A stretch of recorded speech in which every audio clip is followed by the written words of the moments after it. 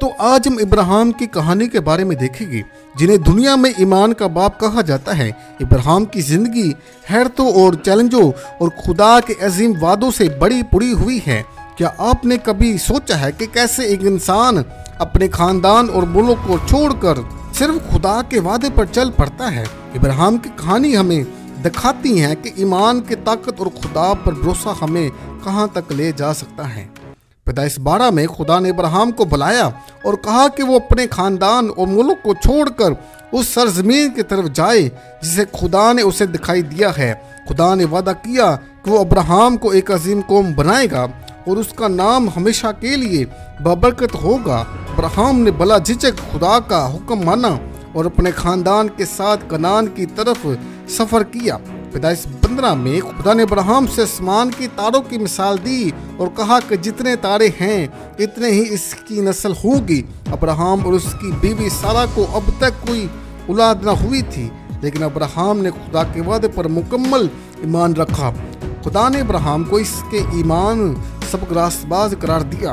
पैदाइश 16 में सारा ने चौंके जो बूढ़ी हो जाने की वजह से औलाद की उम्मीद छोड़ गई थी, इसलिए इसने अपनी भांजी हाजरा को इब्राहिम के साथ शादी करने की इजाज़त दे दी ताकि इनके यहाँ औलाद हो।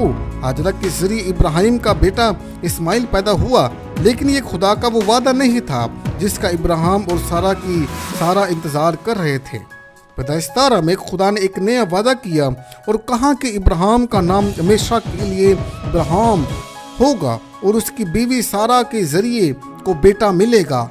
खुदा ने कहा कि इसके बेटे के जरिए इब्राहिम की नस्ल दुनिया में बरकत पाएगी। इब्राहिम और सारा बूढ़े हो चुके थे, लेकिन खुदा ने वादा किया था कि इनके बुढ़ापे में इनको इसहाक नामी बेटा अता हुआ। पैदाइश 22 में खुदा ने इब्राहिम का ईमान आजमाया। खुदा ने कहा कि इब्राहिम अपने बेटे इसहाक को कुर्बानी के तौर पर पेश कर। इब्राहिम ने बला चुरा खुदा के हुक्म की तमील की और इसहाक को कुर्बान करने के लिए तैयार हो गया, लेकिन ऐन वक्त पर खुदा ने मुदाखलत की और इसहाक की जगह एक मेंढा कुर्बानी के लिए फराहम किया। ये इस आजमाइश के जरिए इब्राहिम ने साबित कर दिया कि इसका ईमान खुदा पर मुकम्मल है। पैदाइश 22 के आखिर में खुदा ने इब्राहिम को ये अजीम वादा दिया कि इसकी नस्ल दुनिया की तमाम कौमों में बरकत का बाइस बनेगी। इसहाक के जरिए इब्राहिम की नस्ल आगे बढ़ी और वो दुनिया की अजीम तरीन कौमों में से एक का बानी बना।